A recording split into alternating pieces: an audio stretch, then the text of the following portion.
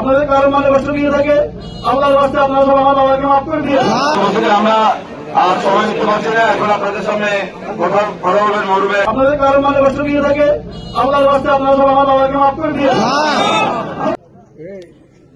আমার বড় ভাই জানাজা শরীর হয়েছি। ধনী গরিব রাজনৈতিক নেতৃবৃন্দ প্রতি অনুরোধ করবো আমার ভাইয়ের জন্য আপনারা দোয়া করবেন।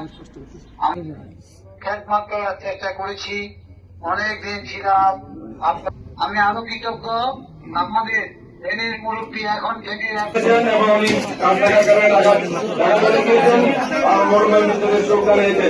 এভাবে আমরা অনেকেই আজকের এই জানা যায় আমি পরিবারের পক্ষ থেকে ইব্রাহিম হুজুরকে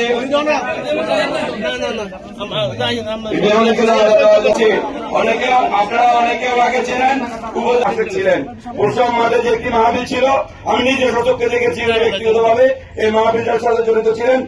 বহু ওলামায়ে কেরাম আমার বুঝের কাছে ওনার বাসায় আপনারা অবস্থান করেছেন। আল্লাহ পাক এই উসিলা ওনাকে যেন মাফ করে, এই রমজান উসিলা যেন মাফ করে জান্নাতের আলো মর্যাদা দান করেন।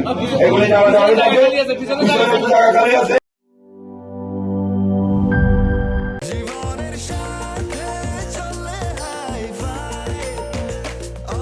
স্বাস্থ্যকর অল টাইম, সব সময় অল টাইম হেলদি লাইফ।